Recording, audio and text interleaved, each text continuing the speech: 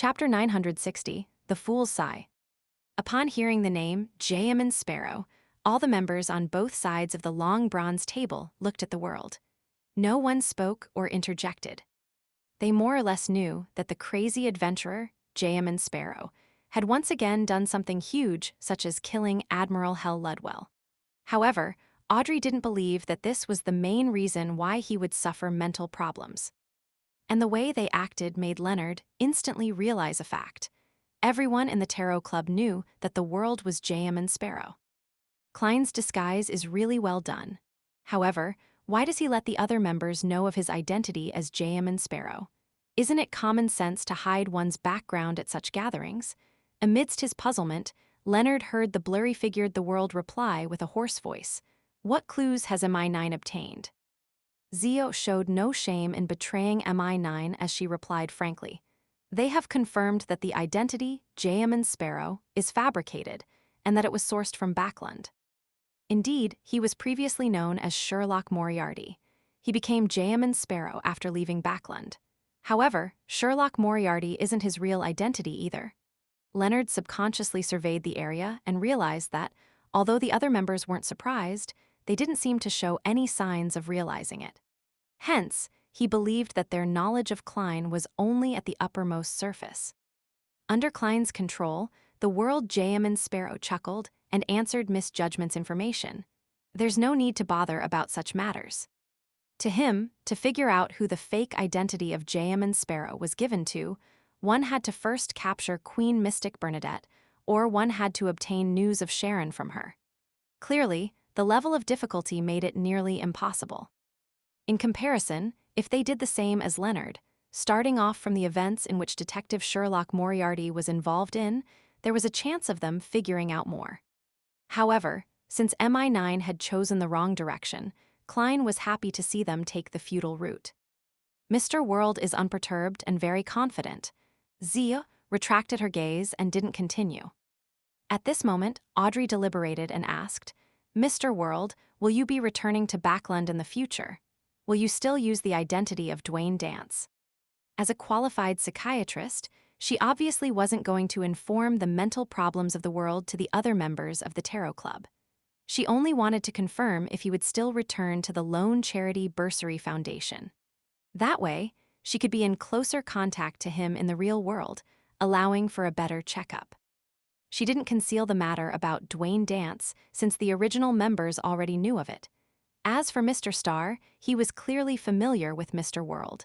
As for Zio, she had forced to inform her ahead of time. Upon hearing Miss Justice's words, Leonard nearly couldn't believe his ears as he felt a little confused. Klein Moretti is equivalent to Dwayne Dance. I've once asked Dwayne Dance to his face about Klein Moretti. No, it's impossible. Dwayne Dance is an undying creature who has lived since the fourth epoch. The way he acted is sufficient proof. Old Man said the same too. At that moment, Leonard was unable to control his tumultuous emotions. He instinctively rejected the fact that Miss Justice had conveyed. If what appeared here was his astral projection, he felt that his expressions would be rather obvious, oscillating between red and white. Opposite Leonard, Zio looked up as well, looking at Mr. World with puzzlement. He's Dwayne Dance. Dwayne Dance is Jayaman Sparrow. I even accepted his butler's mission. I even protected him before. I even pitied him. He can squash me to death with one hand. Zio then turned her head and glared at Force. I don't dare to say too much about Mr. World. I could only briefly mention a little. Force turned her eyes away in guilt as she mumbled silently. Alger and Catlia figured out something from the duo's reactions.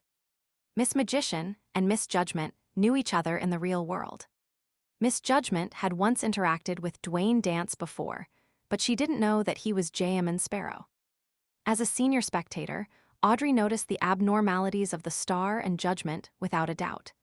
Immediately, she understood that she had made too many assumptions. Audrey, you need to reflect on this, she said to herself in embarrassment and attempted to make up for it before Mr. World spoke. Dwayne Dance is a public identity. At times, it will be Mr. World, and at other times, it will be the other blessed of Mr. Fool. So that's how it is. Makes sense. Leonard's mind stirred as he instantly accepted Miss Justice's explanation and figured out many different matters. The Duane dance that appeared during the period before the breaching of St. Samuel Cathedral's Channy's Gate was likely Klein. The periods before and after that was the other blessed of Mr. Fool. That death consul? Indeed, he's an undying creature who lived since the fourth epoch. Old man's old friend. Yes, it might be other blessed I'm not aware of, but their levels definitely aren't too low. Other blessed. Does that mean Klein is also considered Mr. Fool's blessed? It's no wonder Mr. Fool said that he comes here and participates in the gathering, but the experiences are different from mine. It's because he's a blessed and enjoys the benediction of Mr. Fool, so he also has the ancient aura. It's why Old Man doesn't realize that Duane dance is played by different people. This explains my previous question. As a blessed, J.M. Sparrow doesn't need to keep his identity a secret. But to Judgment Zio, Duane dance being a public identity, or him being J.M. Sparrow was not her concern. The reason why she overreacted was because, after realizing the truth, she felt embarrassed at all her various thoughts back then. Seeing the atmosphere return to normal, Klein heaved a sigh of relief inwardly and controlled the world J.M. Sparrow to answer Miss Justice's question. Yes. When the time comes, there might be certain matters that need all of your help. When he finished the second half of his sentence, the world swept his gaze across Justice, the Magician, Judgment, the Star, and the Moon. H.E. has plans for something in Backland? Audrey instantly understood what Mr. World was getting at. She momentarily felt excited, but also a little worried. She was excited because she was about to participate in a secret operation that all the participants didn't seem to have any ties with, to the point of not even knowing each other. This was something she had always looked forward to. Her worries stemmed from whether the operation would have any threat to Backland's safety, or if it would bring harm to the innocent. As for danger to herself, she wasn't too worried. She believed that Mr. World would arrange for the mission to be held in the outskirts of the city, provide key information, or cause serious misdirection to the target, without needing any direct participation or fighting. Emlyn was the second person to read between the lines, and this was a result of his innate aversion towards troublesome matters. Will it be troublesome? He thought with a frown without saying a word. While the other members came to a realization, Alger took a deep look at the world J.M. Sparrow and said, I recently received news that the traitor of the Church of Evernight, Archbishop Sigh Zangwill, was killed in West Balam. Before that, he had already become a demigod. As for the sealed artifact, 008, which he had stolen, it's unknown whose hands it's in. The only thing that can be certain is that the battlefield was cleared by the Church of Evernight. The hanged man is very updated on the news. It's only been a few days. The church should have kept this strictly confidential. However, there might have been other factions arriving at the square that day. Leonard was taken aback for a moment, but he didn't provide more information. This was the first time Audrey and company were learning about the news. They could only determine that the matter was rather important from the words Archbishop, 008, and demigod. But since it had nothing to do with them and there wasn't any stimulus, they weren't too intrigued. As for Catlia, as she had a deep impression and understanding of Grade O sealed artifacts, she planned on seeking out information on this via Queen Mystic and the Moses Ascetic Order after she returned to the real world. Amidst a brief silence, the fool Klein suddenly extended his hand and rapped the table's surface. He felt that he needed to warn all the members. In the coming years, the waves of the times would come flooding in. Upon hearing that, all the members straightened their backs or made them even straighter before turning to the seat of honor at the long bronze table. Even the newly joined Leonard and Zio were no exception. It was almost instinctive. Then they heard the profound and lofty figure chuckle amidst the gray fog. The times have changed as a result. The times have changed because of this.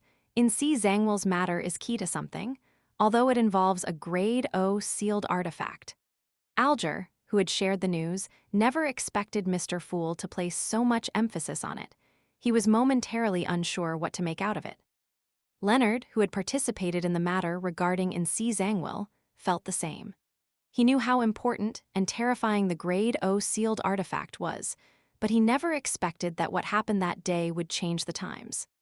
While Audrey and company wore blank looks, they focused fully. Even Derek couldn't help but take on an attentive posture. The fool Klein surveyed the area and said with a laugh and sigh, "Adam is one step closer to being divine."